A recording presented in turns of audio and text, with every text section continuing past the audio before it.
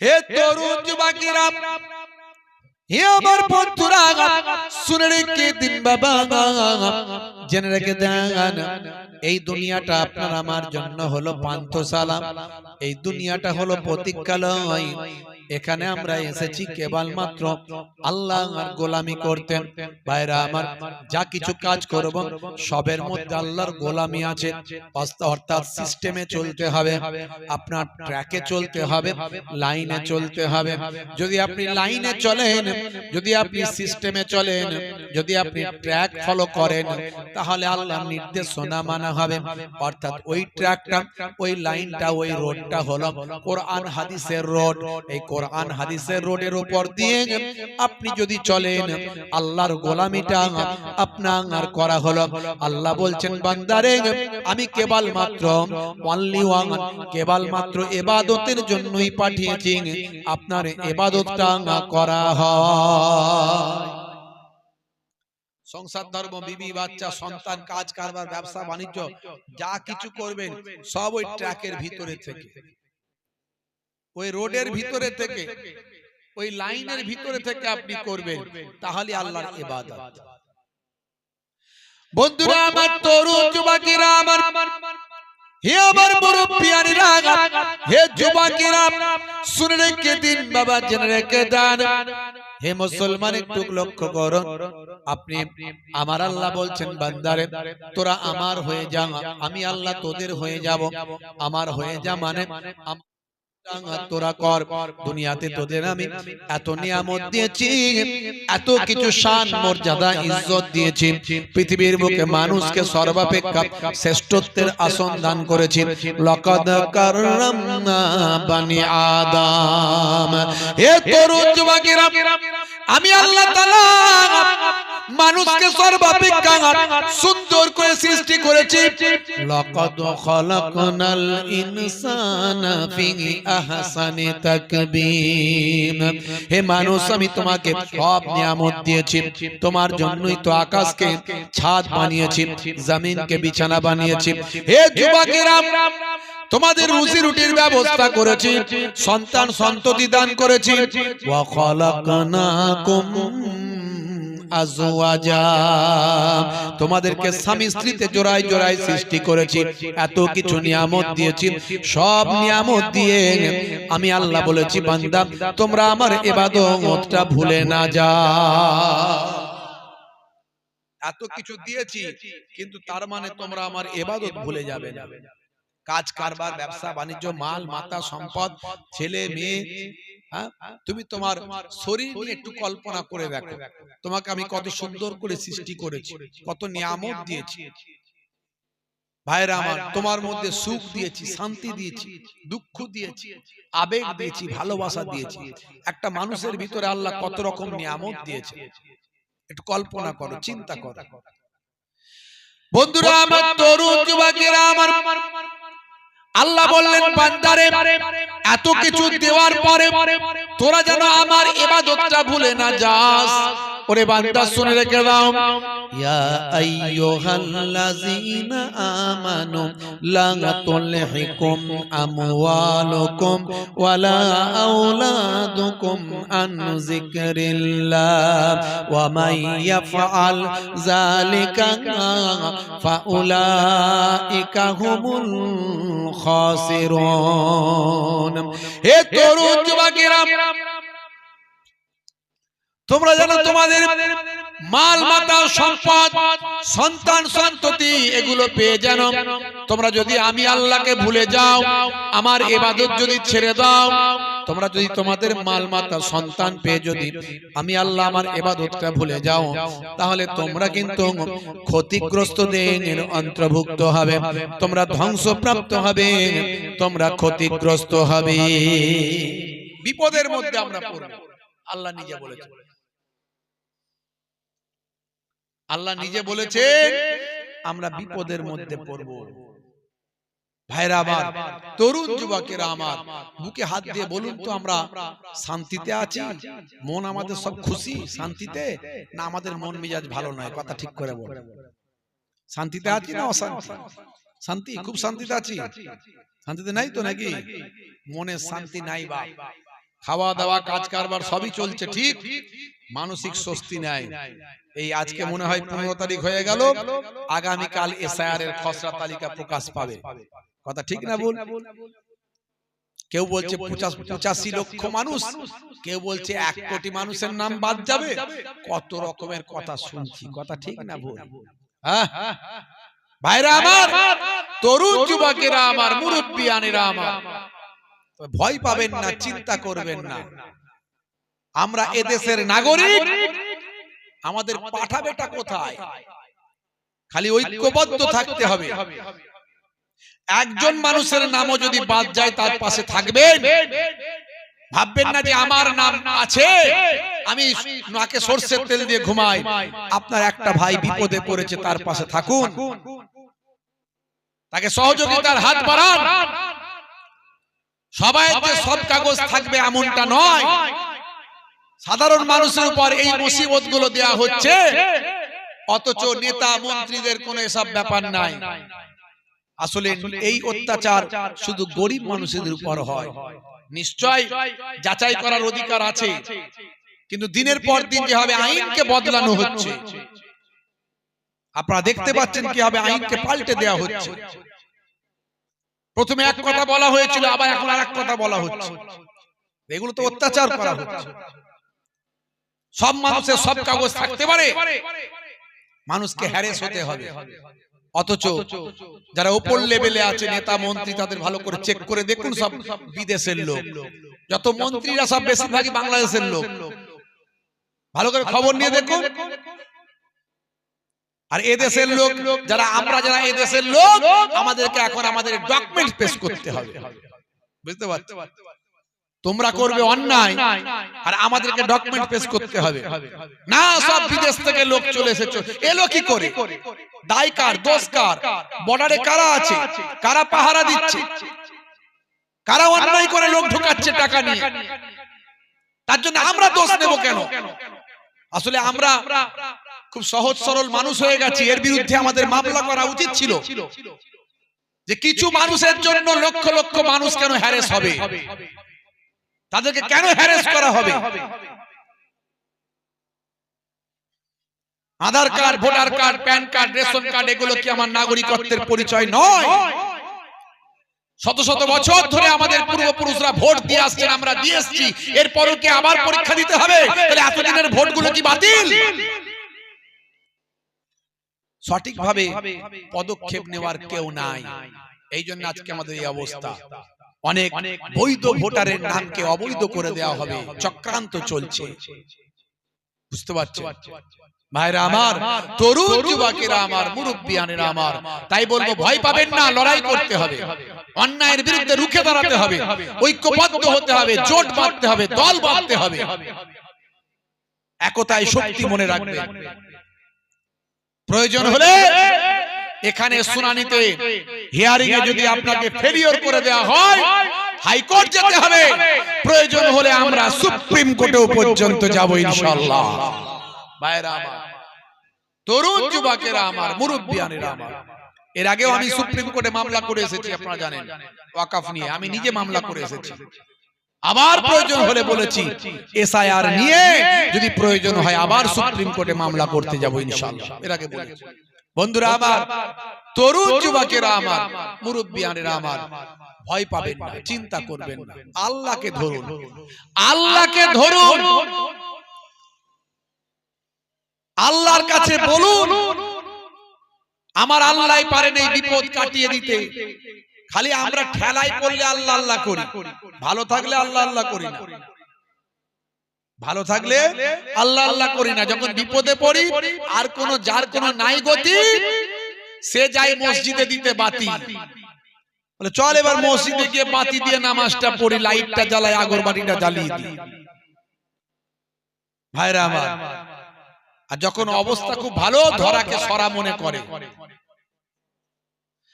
হে তরুণ যুবকেরা, হে আমার বন্ধুরা, শুনে রেখে দিন বাবা, জেনে রেখে দেন। হে মুসলমান, একটু লক্ষ্য করুন। আল্লাহ বললেন, বান্দারে তোরা আমার হয়ে যা, আমি আল্লাহ তোদের হয়ে যাব। তোরা ক্ষতিগ্রস্ত হবি যদি তোরা আমার ইবাদতটা না করিস। যারা আমার ইবাদত বন্দেগী করবে না, যারা ইবাদত থেকে পিছিয়ে থাকবে, আমার নির্দেশনাকে অমান্য করবে, তারা ক্ষতিগ্রস্তদের অন্তর্ভুক্ত হবে। হে যুবকেরা, হে আমার মুরব্বিয়ানিরা, আজকে ভালো করে ভেবে দেখুন, 100 জনের 90 জন মুসলমান 5 ওয়াক্ত নামাজ পড়ে না। 100 জনের 90 জন 5 ওয়াক্ত নামাজ পড়ে না। আপনাদের এখানে মোটামুটি সবাই নামাজ পড়ে, কি জি, তাই তো নাকি? পড়ে তো সবাই 5 ওয়াক্ত নামাজ। ফজরের সময় কজন হয়? ইমাম সাহেবকে জিজ্ঞাসা করলে পাওয়া যাবে কজন হয় ইমাম সাহেব, কি জি? বন্ধুরা আমার, হে আমার মুরব্বিয়ানিরা, হে যুবকেরা, শুনে রেখে দেন। আল্লাহ বললেন, বান্দারে তোদের আমি এত নিয়ামত দিয়েছি, এত কিছু দান করেছি, তোমাদের ক্ষুধা লাগলে আমি আল্লাহ খাওয়াই, আর ভয়টা যখন পাও আমি আল্লাহ ভয়টা দূর করে দিতাই। فَلْيَعْبُدُوا رَبَّ هَذَا الْبَيْتِ الَّذِي أَطْعَمَهُم مِّن جُوعٍ وَآمَنَهُم مِّنْ خَوْفٍ। ক্ষুধা লাগলে আমি আল্লাহ খাওয়াই। ক্ষুধা লাগলে কে খাওয়ায়? যারা বলেন, একজন বলছে হুজুর বউ খাওয়ায়। কি করে? বলছে হুজুর রান্না তো বউই করে দেয় না, রান্না তো বউই করে দেয়। আমি বললাম, দেখুন, গলায় যদি টিউমার হয়, আর খাদ্যনালীতে যদি ক্যান্সার হয়, পেটে যদি আলসার হয়, খাবারটা কেমন ভাবে পেটে যাবে ভাই? যাবে নাই। হে তরুণ যুবকেরা, হে আমার বন্ধুরা, শুনে রেখে দিন বাবা, জেনে রেখে দেন। আল্লাহ বললেন, তাই ক্ষুধা লাগলে আমি খাওয়াই। আর যখন তুমি ভয় পাও, যখন তোমার মধ্যে করোনার ভয়, এনআরসির ভয়, এসআইআর এর ভয়, বিভিন্ন ভয় যখন তোমাকে গ্রাস করে, আমি আল্লাহ তোমার ভয়টা আস্তে আস্তে দূর করে দিই, তোমার হৃদয়কে প্রশান্তি দান করে দিই। ভাইরা আমার, তাহলে একমাত্র বাঁচাতে পারেন কে? আল্লাহ। আমাদের একটা মালিক আছে, কে? যেটা বলেন কে? বাঘ তাড়া করেছে গরুকে। গরু ছুটে ছুটে ছুটে ছুটে ছুটে ছুটে জান বাঁচানোর জন্য ছুটছে, তো একটা পুকুরে পানি শুকিয়ে গেছে, শুধু পাঁক কাদা পাঁক, সেই পাঁকেতে ঝেড়ে মেরেছে লাফ গরু গিয়ে, এতটা পায়ের একদম ঠ্যাং পর্যন্ত সব পা গুলো সব গেড়ে গেছে একদম। বাঘ একটু দূর থেকে লাফ মেরেছে, বাঘের তো মনোবল বেশি, আমি বেটা বাঘ বলে কথা না, কিন্তু আল্লাহ যাকে বাঁচাবে, আল্লাহ ঠিক কুদরতি ক্ষমতায় বাঁচাবে, কথা ঠিক না? বাঘ মেরেছে দূর থেকে লাফ, ঠিক গরুর এক হাত দূরে গিয়ে আটকে গেছে, ও আর গরু পর্যন্ত পৌঁছায়নি, বাঘও গেড়ে গেছে। যত লাপালাপি করছে তত বাঘ আরো গেড়ে যাচ্ছে, গরু চুপ করে পড়ে আছে। কিছুক্ষণ পরে গরু হেসে হেসে বাঘকে বলছে, বাঘ মামা, তুমি আর আমাকে খেতে পারবে না, আমি এখান থেকে উঠে যাব, তুমি কিন্তু যেতে পারবে না। বলে কেন? বলে আমার একটা মালিক আছে, তোমার মালিক নাই। সন্ধ্যা যখন হয়ে যাবে, আমার মালিক আমাকে খুঁজে পাবে, আমাকে টেনে হিচড়ে তুলে নিয়ে যাবে, আর তোমাকে ডান্ডা দিয়ে ঠান্ডা করে পাকেতে আর একটু গেড়ে দেবে। কথা ঠিক না ভুল? আমাদের মালিক আছে না নাই? মালিক আছে, কিন্তু সে মালিকের সঙ্গে সম্পর্কটা ঠিক রাখতে হবে। মালিকের সঙ্গে সম্পর্কটা ঠিক রাখলে আমার আপনার দোয়াটা কবুল হয়ে যায়। জোরে বলুন সুবহান। হে তরুণ যুবকেরা, আল্লাহকে ভালোবাসতে হবে, আল্লাহর প্রতি প্রেমটা রাখতে হবে, বিশ্বাসটা ঠিক করতে হবে। হে যুবকেরা, যুবকেরা, হে আমার মুরব্বিয়ানিরা, যিনি বিশ্ব ব্রহ্মাণ্ড সৃষ্টি করেছেন, কুল কায়নাতের যিনি স্রষ্টা, যিনি আপনাকে আমাকে তৈরি করেছেন এক কাতরা নাপাক পানি থেকে, মাতৃগর্ভের ভিতরে আমার আল্লাহ কুদরতি ক্ষমতায় আপনাকে আমাকে যিনি সৃষ্টি করেছেন, হে তরুণ যুবকেরা, মানুষের জন্য এত নিয়ামত যিনি দিলেন, সে আল্লাহকে প্রেম করতে হবে, আল্লাহকে মহাব্বত করতে হবে, ভালোবাসতে হবে। যে নবী আপনার আমার জন্য এত ত্যাগ স্বীকার করলেন, এত কষ্ট পেলেন, যে নবী সারাটা জীবন উম্মতি করলেন, আমার আপনার জন্য যে নবীর রক্ত ঝরলো, যে নবীর দান মোবারক শহীদ হয়ে গেল, যে নবী আমার তায়েফের জমিনে 3 বার উপর হয়ে পড়লেন, নবীর পায়ের জুতো খরম মোবারক রক্তে ভিজে গেল, পাহাড় চালক ফেরেশতা এসে হাজির হলো। আল্লাহর নবী বললেন, হে ফেরেশতারা, আমি চাই না উম্মত ধ্বংস হয়ে যাক, আজকে এরা হেদায়েত হয় না, একদিন এদের আলাউলা হেদায়েত হয়ে যাবে। সেই নবী উম্মতের জন্য কত কাঁদলেন, দুনিয়াতেও কাঁদলেন, কবরেও কাঁদলেন, হাসরেও কিয়ামতের দিনে কাঁদবেন। সেই নবীকে ভালোবাসতে হবে, সব কিছুর থেকে মহাব্বত আল্লাহ এবং রাসূলকে বেশি বেশি বাসতে হবে। আপনারা দেখেছেন সম্ভবত গতকালকে কলকাতার যুব ভারতীতে সল্টলেক স্টেডিয়াম যুব ভারতীতে, হে তরুণ যুবকেরা, মেসি এসেছিল। মেসি ফুটবলের জাদুকর, পায়ের স্কিল তার দারুণ, এত সুন্দর কাটিয়ে নিয়ে গিয়ে গোল করে, সারা পৃথিবী তাতে মজে যায়। মেসির এই পায়ের ম্যাজিক দেখে সবাই পাগল হয়ে যায়। হে তরুণ যুবকেরা, মেসিকে দেখার জন্য আফগানিস্তান থেকে মানুষ ইন্ডিয়া জমিনে এসেছে। 2 দিন 3 দিন ধরে অপেক্ষা করছে, একবার এক নজর মেসিকে দেখতে চায়। মেসি ভক্ত, 10 নাম্বার জার্সি, তাই তো নাকি?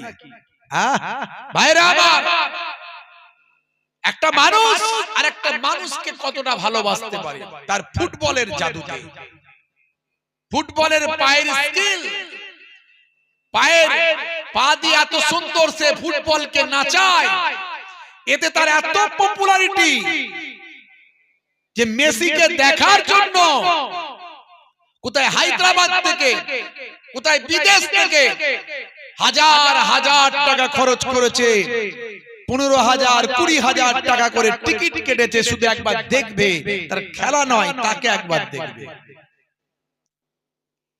আমি যে দোকান থেকে ওষুধপত্র নিই, তার একটা ছোট ছেলে 12-14 বছর 15 বছর বয়স, সেও গেছে মেসিকে দেখতে, বুঝতে পারছেন?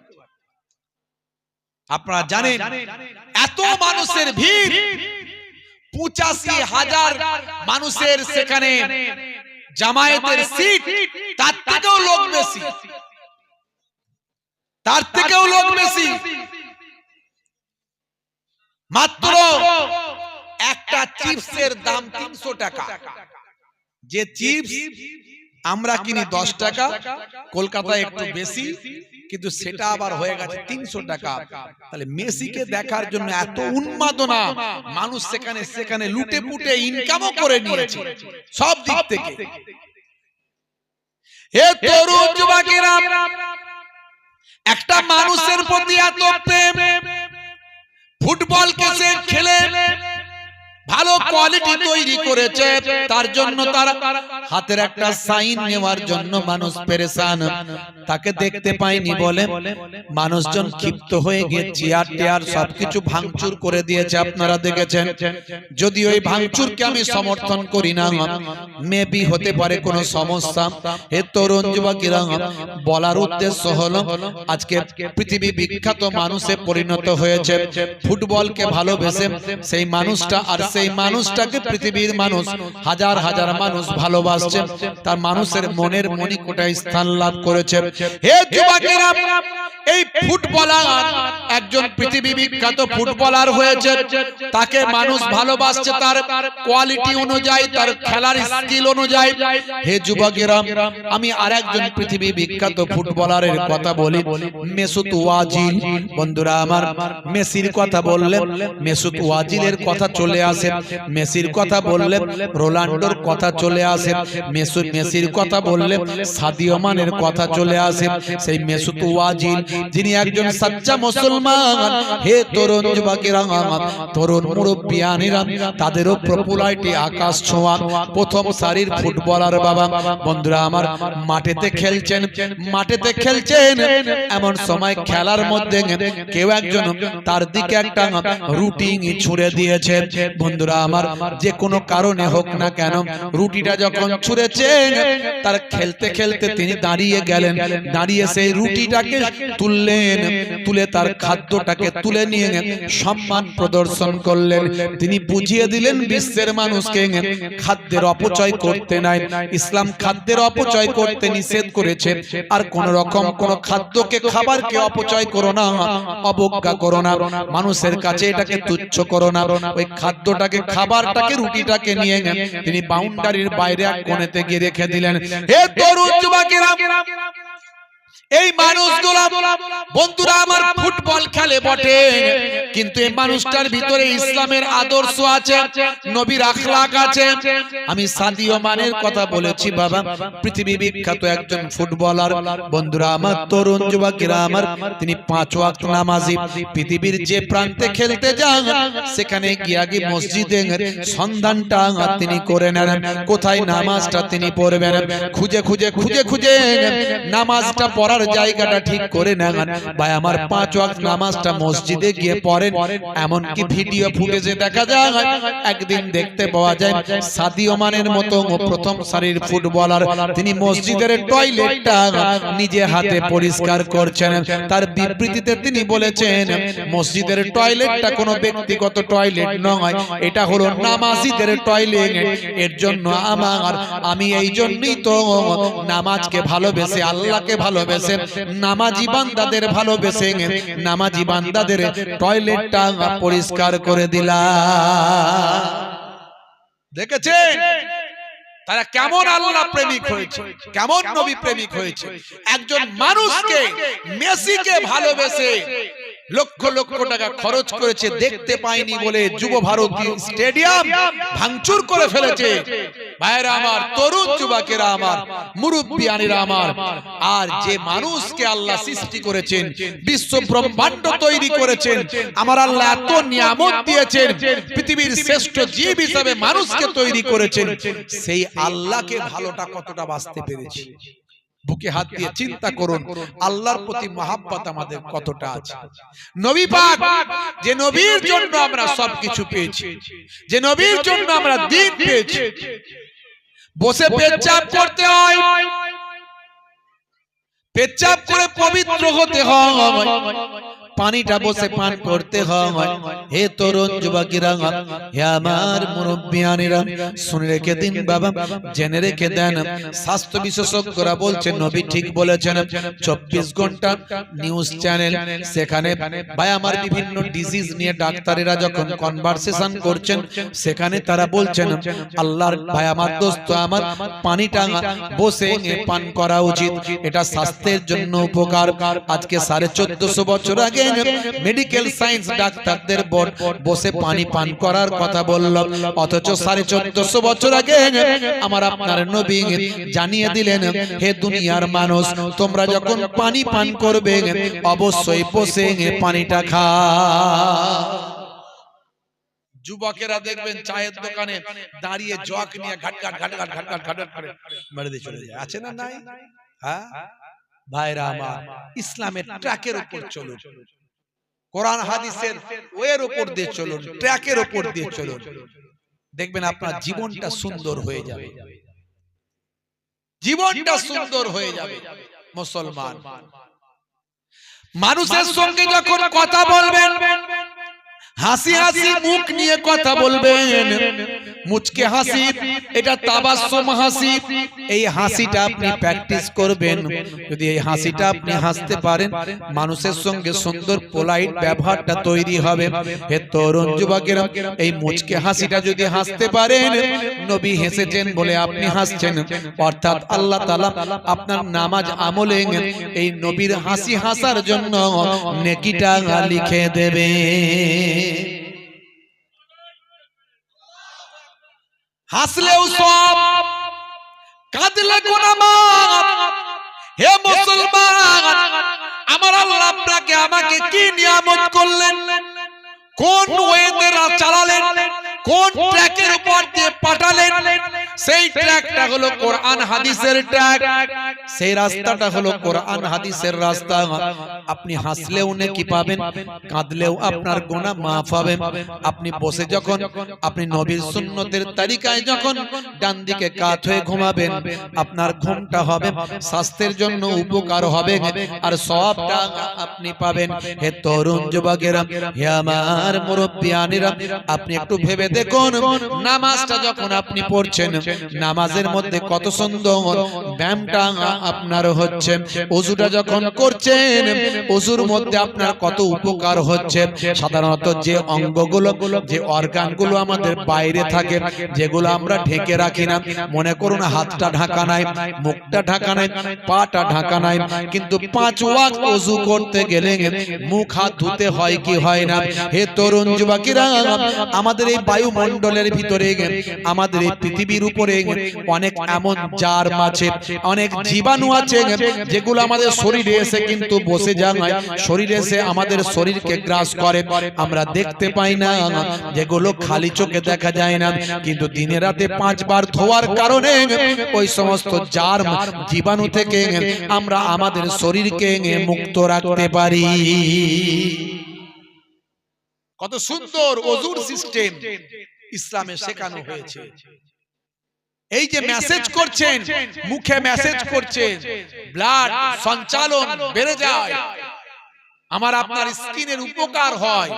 এই যে ঘাটটা মাসা করছেন, মানুষ যখন উত্তেজিত হয়, রেগে যায়, যদি ঘাটটা পানি দিয়ে ভিজিয়ে নেয়, মুখটা ধুয়ে নেয়, ঘাটটা পানি দিয়ে ভিজিয়ে নেয়, দেখবেন আপনার রাগটা, উত্তেজনাটা, আপনার যে নার্ভগুলো আপনাকে উত্তেজনা সৃষ্টি করছে, সেই নার্ভগুলো সব শান্ত হয়ে যায়। ইসলামে যা কিছু শেখানো হয়েছে, সবের মধ্যে বিজ্ঞান, বাস্তবতা আছে। হে যুবকেরা, হে আমার বন্ধুরা, শুনে রেখে দিন বাবা, জেনে রেখে দেন। হে যুবক, তাই বলবো, আপনাকে আমাকে আল্লাহ এবং রাসূলের নির্দেশনা মানতে হবে, কোরআনের ট্র্যাকের উপর দিয়ে চলতে হবে, দয়ার নবীর হাদিসের ট্র্যাকের উপর দিয়ে চলতে হবে। আমার আপনার ঈমানকে প্রথমে মজবুত করতে হবে, বিশ্বাসটা ঠিক রাখতে হবে। পৃথিবীর যা কিছু হয়ে যাক, আল্লাহর প্রতি বিশ্বাস আমাদের নষ্ট হবে না, কারণ কোরআন সত্য। আল্লাহকে দেখি না বটে, নবীকে দেখি না বটে, কিন্তু কোরআন দেখেছি। কোরআনে যা বলা হয়েছে সব সত্য বলা হয়েছে, একটাও অসত্য নাই, একটাও মিথ্যা নাই। 1450 বছর আগে কোরআন মাজিদে যা বলা হয়েছে, আজকের যুগে সব বিজ্ঞান আর বাস্তবতায় প্রমাণিত হয়েছে। আমি এই উদাহরণ দিয়ে আপনাদের মাঝখানে বুঝিয়েছি, এর আগে অনেক বলেছি। ভাইরা আমার, তরুণ যুবকেরা আমার, 1450 বছর আগে আল্লাহর নবী যা বলেছেন, সব আজকের যুগে বিজ্ঞান আর বাস্তবতায় মিলে যায়। আপনি অবাক হয়ে যাবেন। আপনি বিপদে পড়ে আল্লাহকে ডাকেন না, আল্লাহ ঠিক সাড়া দেবেন। আমার আল্লাহ ঠিক সাড়া দেবেন। আপনি বিপদে পড়ে আল্লাহকে ডাকেন, দেখবেন আল্লাহ ঠিক সাড়া দিচ্ছেন, আপনার ডাকে সাড়া দেবেন। আল্লাহ ঠিক আপনাকে সাড়া দিচ্ছেন আপনার ডাকে। অন্তর থেকে ডাকেন, আপনি ডাকেন, বলেন আল্লাহকে। হে তরুণ যুবকেরা, হে আমার বন্ধুরা শুনে রেখে দিন বাবা, জেনে রেখে দেন। হে মুসলমান একটু লক্ষ্য করুন, আমেরিকার একজন বিখ্যাত ডাক্তার ছিলেন ডক্টর লরেন্স ব্রাউন। ভাই আমার পৃথিবী বিখ্যাত ডাক্তার, আপনি ইন্টারনেট সার্চ করবেন পাবেন। বন্ধুরা আমার তরুণ যুবকেরা, ডক্টর লরেন্স ব্রাউন, বন্ধুরা আমার তরুণ যুবকেরা, আমেরিকার বিখ্যাত ডাক্তার।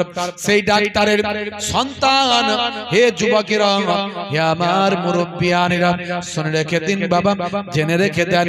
সেই ডাক্তারের যখন সন্তান একটা হলো, তার নাম হলো হান্না। এই হান্নার যখন জন্ম হলো, জন্মের পরে ডাক্তার বাবু তিনি জানতে পারলেন তার সন্তানের বায়ামার শরীরের ভিতরটা নারীর ভিতরে যত রকম নালীগুলো আছে সব পেঁচিয়ে গেছে, জড়িয়ে গেছে। বায়ামার মেডিকেল সায়েন্স ডাক্তারেরা বলতে লাগলো, স্যার আপনার মেয়েকে বাঁচানো যাবে না, তিনি আর হয়তো সেই আপনার সন্তান হয়তো আর বাঁচবে না, তবু আমরা আপ্রাণ চেষ্টা করছি আপনার সন্তানকে আমরা আপনার সন্তানকে আইসিইউ এর ভিতরে দিচ্ছি এবং অপারেশন করার চেষ্টা করছি, তবে 99% আপনার সন্তানকে অপারেশন করেও বাঁচানোর ক্ষমতা আমাদের নাই। হে তরুণ যুবকেরা, সারা শরীরটা নীল হয়ে যাচ্ছে, কিছু সময়ের ভিতরে হয়তো মারা যেতে পারে। এমন সময় ডাক্তারেরা বোর্ড তৈরি করলো, তড়িঘড়ি করে তাকে অপারেশন করার চেষ্টা করতে লাগলো।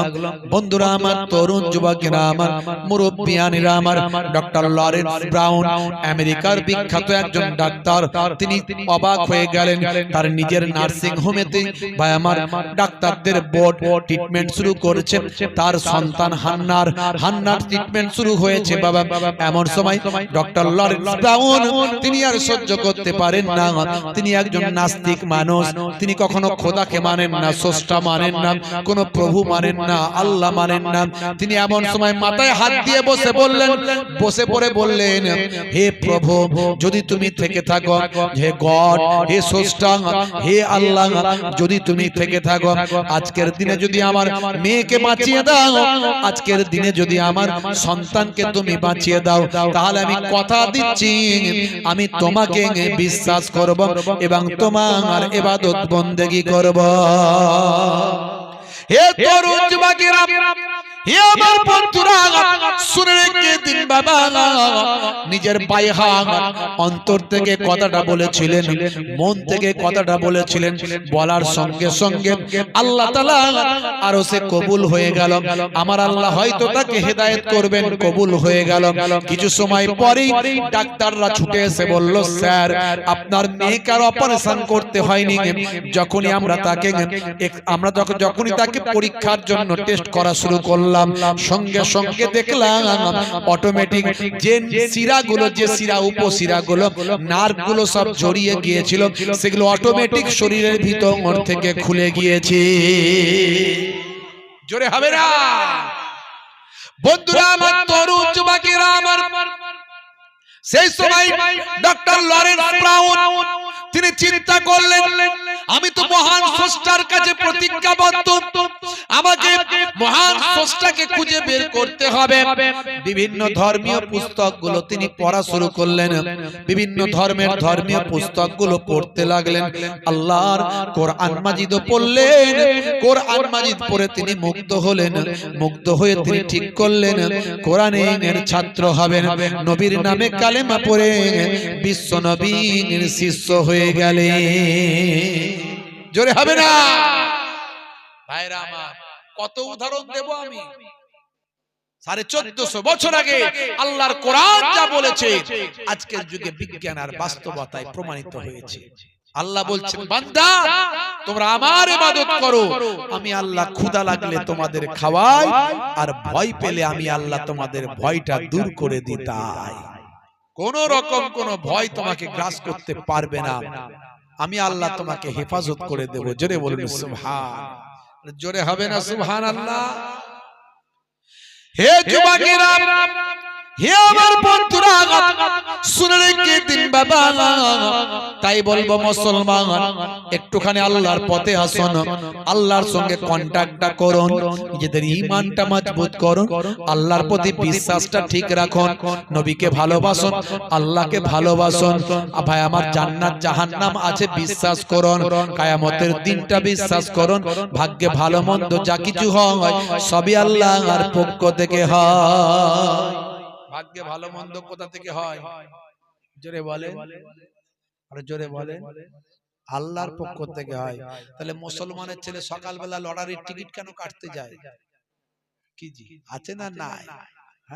মিলাদুন নবীতেও যায়, ঈদের দিনে ফাঁস কাতারে দাঁড়ায়, হুজুর এলে মুসাবাটা হয়, ইমাম সাহেবের সঙ্গে গল্পটা করে নেয়, মা বলেছে 1 মাস রোজা রেখেছি অসুবিধা নাই। হে যুবকেরা, মুহিবুল্লাহ হুসাইনের ওয়াজ শুনেছে, সকাল বেলা মসজিদের বক্সে 10 টাকা গলিয়েছে, আল্লাহকে বলে আল্লাহ ছোট হুজুরের নাতি পিন্নগরী হুজুরের পোতা আমাদের পীরের ঘরে আওলাদ ওয়াজ করেছে, ওয়াজ শুনেছি, মসজিদের বক্সে 10 টাকা দিয়েছি, অন্যদিন টিকিট কেটেছি ঠিক মতো লাগে নাই, আজকে যেন আমার টিকিটে 5 লাখ পেয়ে যায়, যদি তোমার কাছে 5 লাখ পেয়ে যায় এমন আল্লাহ ওয়ালা হব তুমি ধরতে পারবে না। আছে না না? সকাল হলে লটারির টিকিট কাটতে যায় আর বলছে ভাগ্যে ভালো মন্দ আল্লাহর কাছ থেকে হয়। সারা জীবন ওয়াজ শুনেছে, চাচা এখনো নামাজি হতে পারলো না, সারা জীবন ওয়াজ শুনেছে, এখনো নবীর সুন্নতটাকে ভালোবাসতে পারলো না। বাপজি আমার, তরুণ যুবকেরা আমার, আল্লাহর সঙ্গে যোগাযোগটা রাখুন না। এ দুনিয়া ক্ষণস্থায়ী, পরকাল চিরস্থায়ী। বাল তুসিরুনাল হায়াতাদ দুনিয়া ওয়াল আখিরাতু খায়রুন ওয়া আবকা। এ দুনিয়া হলো ক্ষণস্থায়ী আর পরকাল হলো চিরস্থায়ী। বুঝতে পারছেন? আজ মরে গেলে কাল 2 দিন হয়ে যাবে, 3 দিন পরে আর কেউ আপনার খবর রাখবে না। গরগর সওয়াল গরগর জবাব, আপনার কবরে অন্য কেউ যাবে না। খালি মরতে দেরি, সন্তানদের ভাগ বটরা করতে দেরি হবে না।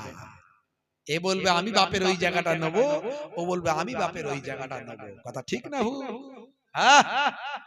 ভাইরা আমার, তরুণ যুবকেরা আমার, নিজের আমল নিজে করে যান, নিজের সাদাকা নিজের দান নিজে করে যান। আপনি যেটা দুনিয়াতে করে যাবেন সেটাই আপনার জমা থাকবে। বন্ধুরা আমার, আপনি ভাবুন, আল্লাহ আমাদের ইসলামের ঘরে দিয়েছেন, কালেমার ঘরে দিয়েছেন, কত সৌভাগ্য। আপনি কত পরিষ্কার পরিচ্ছন্ন পবিত্রতা থাকেন, পেচ্ছাপ করে আপনাকে পানি নিতে হয়, আপনাকে পাক পবিত্র গোসল করতে হয়, দিনে রাতে 5 বার ওযু করে আপনি কত পরিষ্কার পরিচ্ছন্ন থাকেন।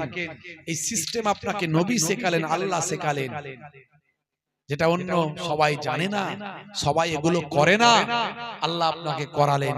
মুসলমান আমরা এমন অনেক কাজ করি যে কাজগুলো কেউ করে না। এগুলো কে শিখিয়েছেন আপনাকে? আজকে আমাদের ঘরের বাপেদের কত সৌভাগ্য, তাদের সন্তানরা তাদেরকে বৃদ্ধাশ্রমে দেয় না। কিসের জন্য? তারা জানে বাপ মায়ের চেহারা দেখলে এক একটা নফল কবুল করা হজের সওয়াব পাওয়া যায়। বাপ মায়ের পায়ের তলায় সন্তানের জান্নাত। কে আপনাকে শিখিয়েছে? নবী শিখিয়েছেন, আল্লাহ শিখিয়েছেন। কত বড় সৌভাগ্য আপনার আমার। বৃদ্ধাশ্রম গুলো গিয়ে দেখুন না কি অবস্থা। বুড়ো হয়ে গেলে বাপ মাকে আর সন্তানের ভালো লাগে না, বৌমার ভালো লাগে না, ডাক্তার দেখানোর নাম করে রেল লাইনে ছেড়ে দিয়ে পালিয়ে যাচ্ছে, দেখেছেন তো? প্ল্যাটফর্মে রেখে দিয়ে পালিয়ে যাচ্ছে। কত নিউজ দেখবেন এরকম। আলহামদুলিল্লাহ আপনার আমার ঘরে এগুলো ঘটেনি। তার কারণ কি? তার কারণ আল্লাহ শিখিয়েছেন, নবী শিখিয়েছেন, বুড়ো হয়ে গেলে বাপ মায়ের সম্মান করো, খেদমত করো, দেখাশোনা করো, কারণ বাপ মায়ের পায়ের তলায় তোমার জান্নাত। যে বাপ মাকে দুনিয়াতে পেলো, সেবা সুস্থতা করলো, সে আল্লাহর জান্নাত কিনে নিল, আর যে বাপ মাকে কষ্ট দিল সে জাহান্নাম কিনে নিল। শিখিয়েছে কে? আল্লাহ এবং রাসূল। কোন ঘরেতে আমাদের জন্ম একটু ভাবুন। আপনার ঈমানকে মজবুত করুন, আল্লাহর সঙ্গে কন্ট্যাক্টটা করুন, যোগাযোগটা রাখুন। আর যোগাযোগের বড় মাধ্যম হলো নামাজ। নামাজটা পড়ুন। নামাজি যদি আপনি হয়ে যান, আপনার দোয়া আল্লাহর আরশে কবুল হয়ে যায়। জোরে হবে না? আর জোরে হবে না? দরুদ শরীফ আল্লাহুম্মা সাল্লি আলা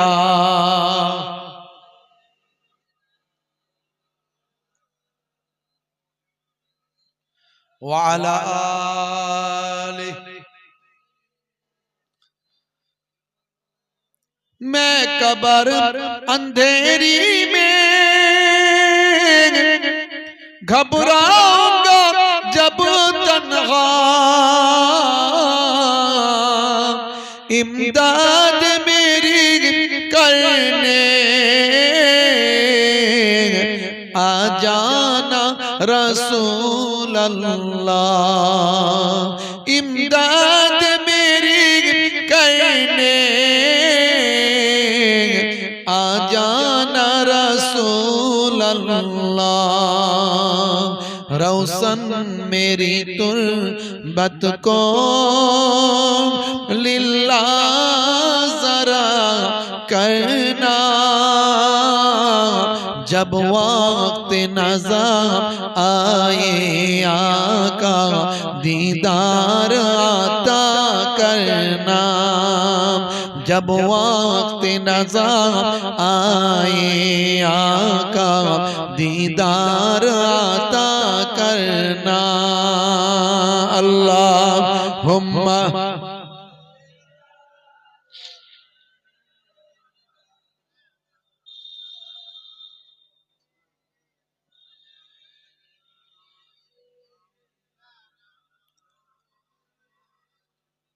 ऐसा से गंबद वाले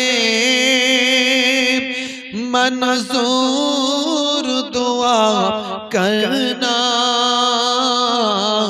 ऐसा से गंबद वाले मंजूर दुआ करना,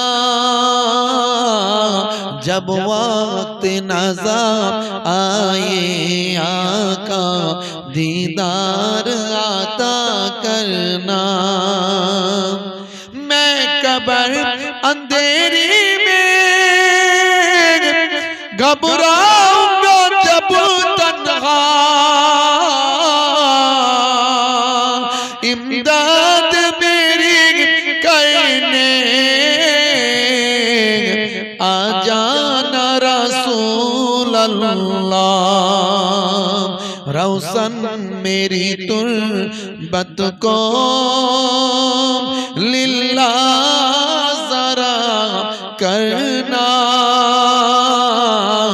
जब वक्त नज़ा आए आका दीदार आता करना, जब वक्त नज़ा आए आका दीदार आता करना। अल्लाहुम्मा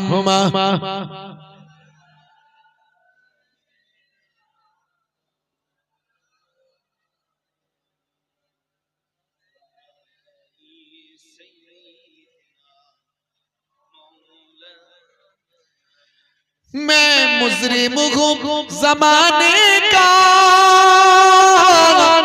महशर में परम रखना,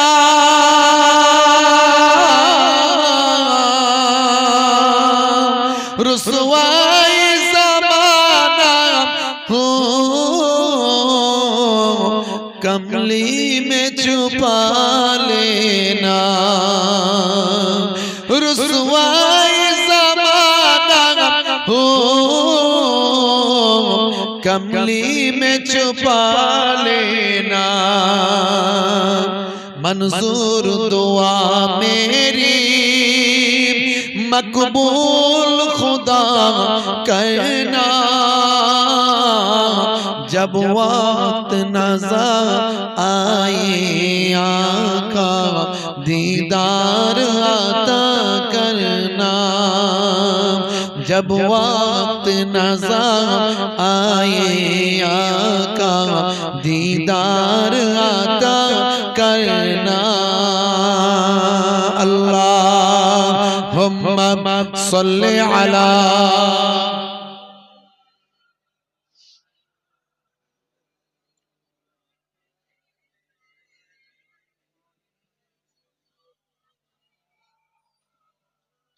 ভাইরা আমার, তরুণ যুবকেরা আমার, আজ থেকে প্রতিজ্ঞা করুন নামাজি হয়ে যাবেন, সুন্নতওয়ালা হয়ে যাবেন। যে যে অবস্থায় আছি আমরা তাতেই সন্তুষ্ট থাকব। এটা হলো সবচেয়ে বড় আল্লাহর কাছে শুকরিয়া আদায় করা। বান্দা তুমি যে অবস্থায় আছো আল্লাহর কাছে শুকরিয়া আদায় করো। ওয়া আম্মা বিনিমাতি রাব্বিকা ফাহাদ্দিস, আল্লাহর নিয়ামতের শুকরিয়া আদায় করো। আমরা সব সময় আপার লেভেলটাকে দেখি, লোয়ার লেভেলটা দেখি না। আপনার থেকে কত মানুষ কত খারাপ অবস্থায় আছে, কষ্টের মধ্যে আছে, আমরা দেখি না। আমরা কি আদানি আম্বানিরা কত আরামে আছে, আপনার মার্ক জুকারবার্গরা কত আরামে আছে, ভাই আমার ওই সমস্ত বড় বড় রথী মহারথীরা কত সুখে আছে, আমরা ওটা নিয়ে আলোচনা করি, ভাবি না। যে যে অবস্থায় বিলং করছেন, যে যে অবস্থাতে আছেন, সেটাকে মনে করুন সাফিসিয়েন্ট, আলহামদুলিল্লাহ, শুকরিয়া আদা করুন। আল্লাহ বলছেন বান্দারে ফাজকুরুনি আযকুরুকুম, বান্দা তোরা আমার নিয়ামতের শুকরিয়া আদা কর আর আমার নিয়ামতকে স্মরণ কর, আমি আল্লাহ তোদের স্মরণ করব। আযকুরুলি ওয়ালা তাকফুরুন, আমার নিয়ামতের শুকরিয়া আদা করলে আমি আল্লাহ তোদের নাশুকরি করো না, আমি আল্লাহ তোদের বাড়িয়ে দেব। জোরে বলুন সুবহানাল্লাহ। আমার নিয়ামতের শুকরিয়া আদা করো, নাশুকরি করো না, আমাকে স্মরণ করো, আমি আল্লাহ তোমাদের স্মরণ করব। বন্ধুরা আমার, হযরতে মুসা কালিমুল্লাহ একদিন রাস্তা দিয়ে যাচ্ছেন। এমন সময় একটা ফকির মানুষকে দেখলেন। মুসা কালিমুল্লাহ একটা ফকির মানুষকে দেখলেন। হে তরুণ যুবকেরা, ওই ফকির মানুষটা নিজের পরনের কাপড়টাও ছিঁড়া ফাটা। মুসা নবীকে দেখে আড়াল হয়ে গেলেন, লুকিয়ে পড়লেন। আড়াল হয়ে মুখটা বাড়িয়ে বললেন, ও নবী মুসা কালিমুল্লাহ, আমার পরনের পোশাকটাও ভালো নাই, আমি বড় অনাহারে ওয়ারদাহারে দিন কাটাচ্ছি, আমার খাওয়া দাওয়া হয় না, বড় ক্ষুধার্ত অবস্থায় থাকি, আমার পোশাক আশাকও ঠিক না, আমার বড় অবস্থা খারাপ, বড় গরিবী হালতের মধ্যে যাচ্ছে, আমি ভিখারি মানুষের জীবন যাপন করছি।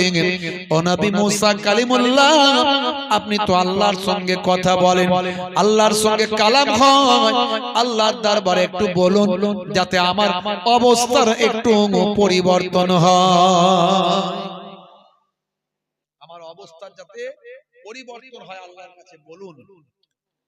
হে তরুণ যুবকেরা, হযরতে মুসা কালিমুল্লাহ ওই ভিখারি গরিব মানুষটিকে দেখে কষ্ট হলো, আল্লাহর সঙ্গে কথা বলেন মুসা কালিমুল্লাহ, আল্লাহর কাছে দোয়া চান, আল্লাহ আয় আমার রব, আয় আমার মাবুদ, ওই ভিখারি গরিব মানুষটির অবস্থা খুবই শোচনীয়, তার অবস্থা একটু বদলে দেন, তার অবস্থা পাল্টে দেন, তাকে একটু স্বাভাবিক বানিয়ে দেন, তাকে একটু এই গরিবী হালত থেকে উদ্ধার করে দেন। হে তরুণ যুবকেরা, এই দোয়া চেয়ে হযরতে মুসা কালিমুল্লাহ সেখান থেকে চলে যান। বেশ কিছুদিন হয়ে গেল, আবার ওই পথ দিয়ে একদিন যান। মুসা কালিমুল্লাহ যখন ওই পথ দিয়ে হাঁটেন, রাস্তায় দেখতে পান অনেক ভিড়, অনেক লোকজনের জামায়াত, অনেক লোকজনের হট্টগোল। মুসা কালিমুল্লাহ জিজ্ঞাসা করেন, বাবা কিসের এত ভিড়, কেন এত লোকজন, এত জামায়াত হওয়ার কারণটা কি?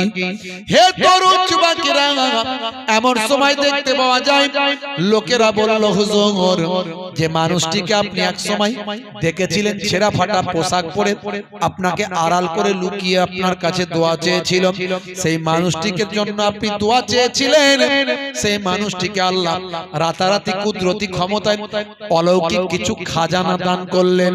এই খাজানাগুলো পেয়ে সেই মানুষটি ধনী হয়ে গেল, অল্প দিনের মধ্যে ধনী হয়ে গেল। তারপরেই দেখতে দেখতে ওই মানুষটা মাতাল হয়ে গেল, মদখোর নেশাখোর হয়ে গেল।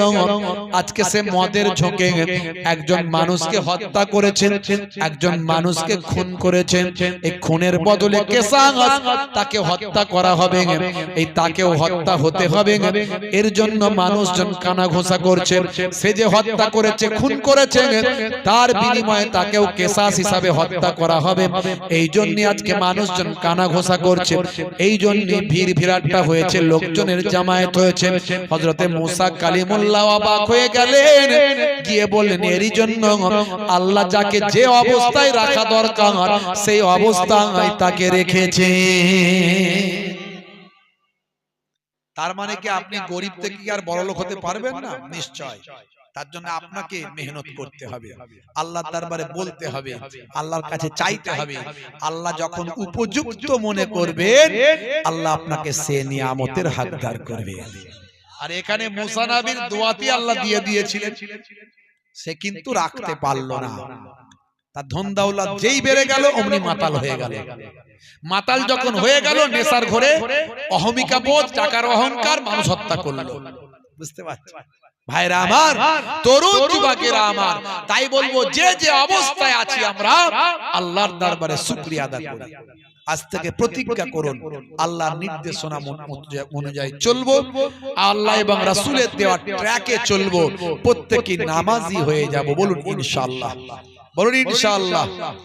হে তরুণ যুবকেরা, সবচেয়ে বড় ইবাদত হলো নামাজ। আপনার ঈমানকে মজবুত করলেন, আমলগুলো করলেন। আমলগুলোর মধ্যে অনেক আমল আমি আপনাদের মাঝখানে বললাম। হে যুবকেরা, ডান দিকে কাত হয়ে ঘুমানো, বসে পানি পান করা, বসে পেচ্ছাপ করা, পবিত্র হওয়া, চেটে পুচে খাওয়া, খাওয়ার পরে আলহামদুলিল্লাহ বলা, ছোটদের স্নেহ করা, বড়দের সম্মান করা, ওজনে ঠকাবেন না, ভেজাল মাল বিক্রি করবেন না, মিথ্যা কথা বলবেন না, মানুষের মনে কষ্ট দেবেন না, জাতি ধর্ম বর্ণ নির্বিশেষে মানুষকে মানিয়ে নিয়ে চলা, রাস্তা থেকে কষ্টদায়ক বস্তু সরিয়ে দেওয়া, এত কিছু সুন্নত, আরো হাজারো সুন্নত আছে। কিন্তু মনে রাখবেন সবচেয়ে বড় ইবাদত একটা, সেটার নাম হলো নামাজ। আল্লাহ প্রদত্ত সবচেয়ে বড় ইবাদত নামাজ, সেই নামাজ ছেড়ে দেবেন। নামাজ নিয়ে অনেক আলোচনা, অনেক ওয়াজ, আমি সে ওয়াজের দিকে যাচ্ছি না। নামাজের মধ্যে সুন্দর একটা ব্যায়াম আছে। নামাজ পড়লে, ওযু করলে আপনার স্বাস্থ্য ভালো থাকবে, আপনার শরীর সুস্থ থাকবে, অনেক উপকার আছে আপনার। ইসলামে যা শেখানো হয়েছে আমার আপনার জন্য একটু ভেবে দেখবেন, সব কত উপকার করা হয়েছে আমার আপনাকে।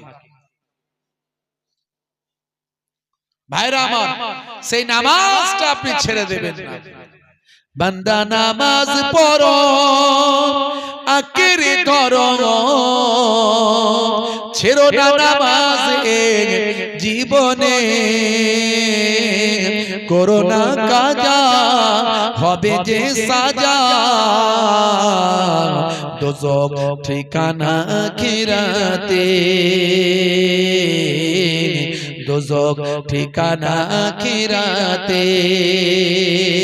ফজর গেল ঘুমে ঘুমে, জোহর বেলাতে কাজ, আসর গেল তাসার আড্ডা, মাগরিব হেলা ফেলায়। নামাজ তোমার সঙ্গের সাথী, নামাজ হলো গোরের বাতি, নামাজ বিনা এই দুনিয়া সবই যে বৃথা। বান্দা নামাজ পড়ো, আঁকড়ে ধরো, ছেড়ো না নামাজ জীবনে, করো না কাজা হবে যে সাজা, দোজখ ঠিকানা আখিরাতে, দোজখ ঠিকানা আখিরাতে। আল্লাহ রাব্বুল আলামিন আমাদের নামাজি বানিয়ে দেন। বলুন আল্লাহুম্মা আমিন, বলুন আল্লাহুম্মা আমিন। নামাজটা নামাজের মতো হতে হবে। সাল্লু কামা রাআইতুমুনি উসাল্লি, ওইভাবে নামাজ পড়ো যেভাবে আমি রাসূলকে নামাজ পড়তে দেখো। এই জন্য নামাজটা শিখে নিতে হবে। প্রত্যেকেই আমরা নামাজি হব। কারা কারা নামাজি হবেন একটু হাত তুলে দেখান তো দেখি। মাশাআল্লাহ, নারে তাকবীর। অনেকে হাত তুলছেন না। ক্যান্সার হতে পারে, টিউমার হতে পারে, প্যারালাইসিস হতে পারে, হার্ট অ্যাটাক হতে পারে। তুলুন তুলুন তুলুন, হাত তুলুন। নারে তাকবীর। সিলসিলা হক মুজাদ্দিদুজ জামান, সিলসিলা হক মুজাদ্দিদুজ জামান। ঝনঝনিয়া কি পারা? ঝনঝনিয়া মধ্যপাড়ার ইসালে সব, ঝনঝনিয়া মধ্যপাড়ার ইসালে সব কর্মী বৃন্দ, শ্রোতা বৃন্দ, নারে তাকবীর।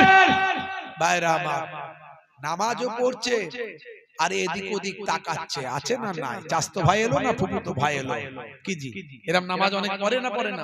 এই নামাজটা ইমাম সাহেবের কাছে, মাওলানা সাহেবের কাছে শিখতে হবে।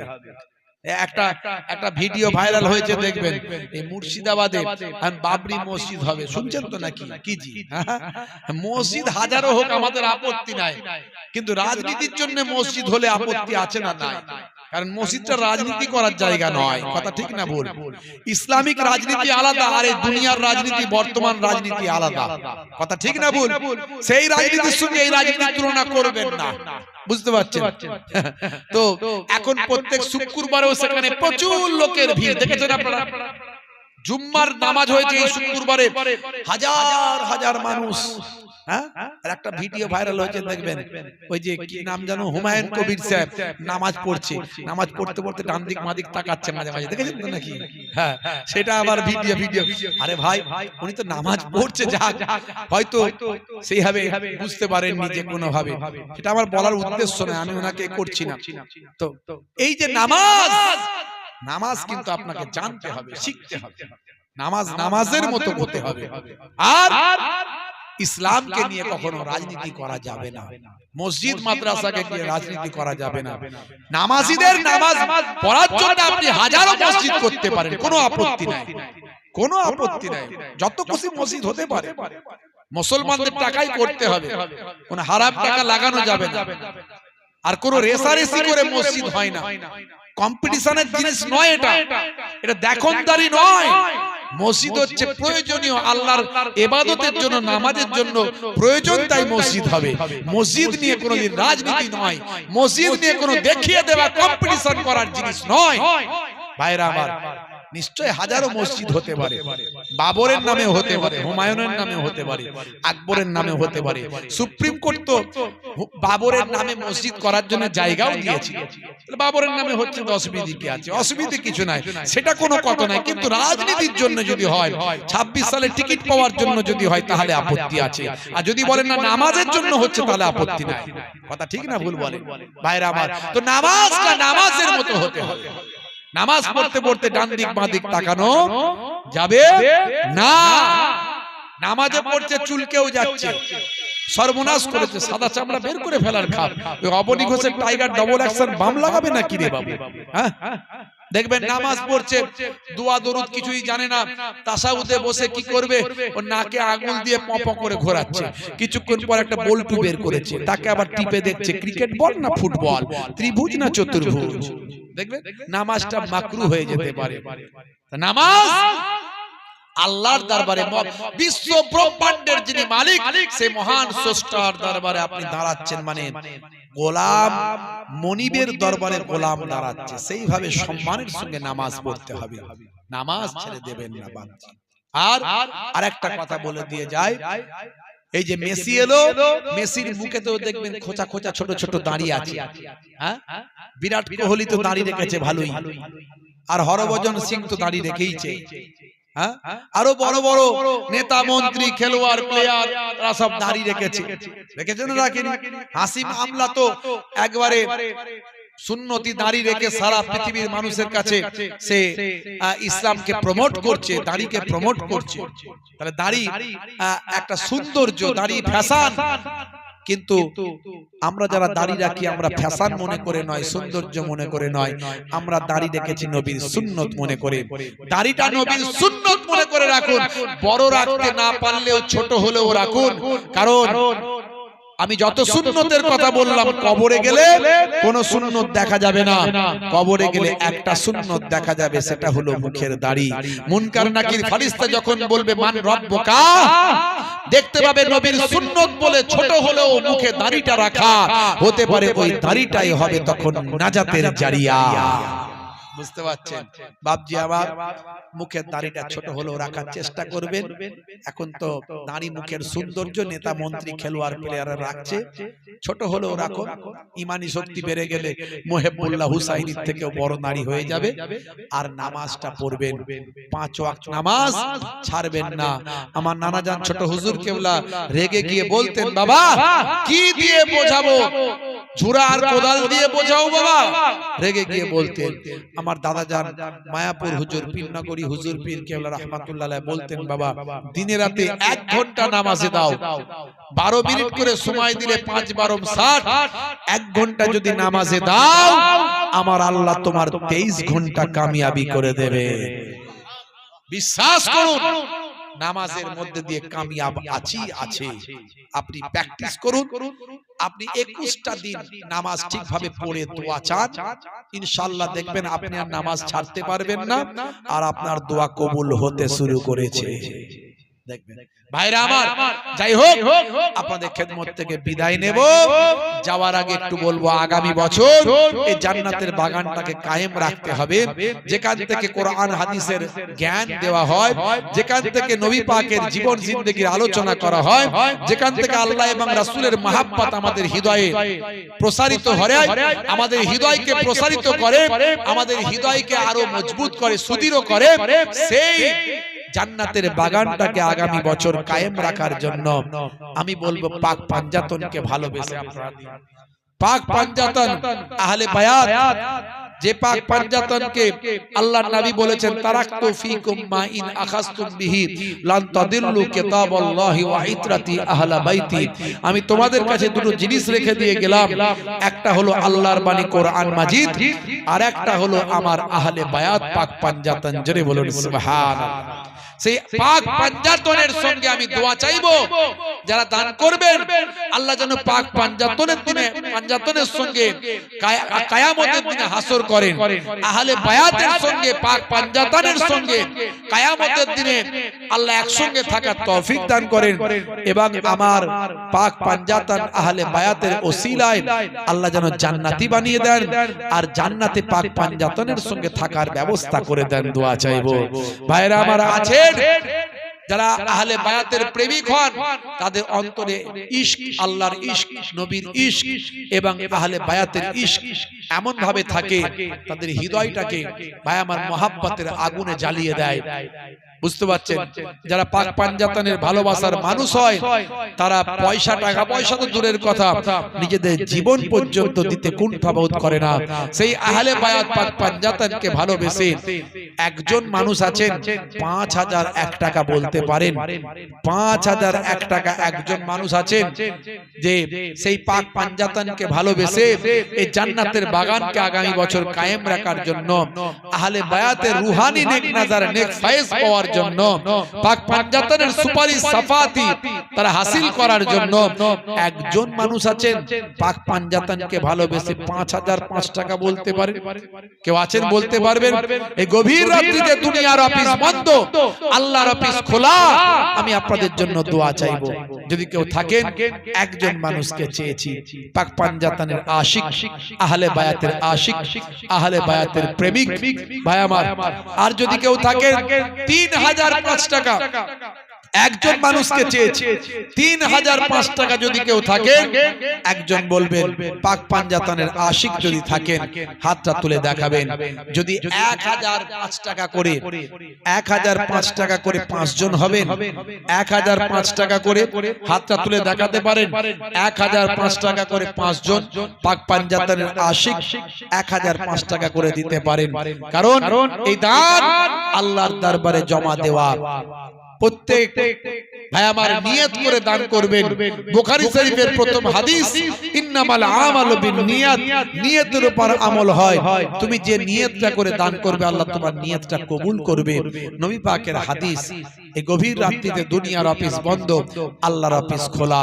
একজন ভাই প্রথম বলতে পারবেন 1005 টাকা আছেন একটু কারবারি ভাই, ব্যবসায়ী ভাই, একজন দুজন, মাশাআল্লাহ দুইজন হয়েছে। কি নাম বলেন? তিনজন, মাশাআল্লাহ।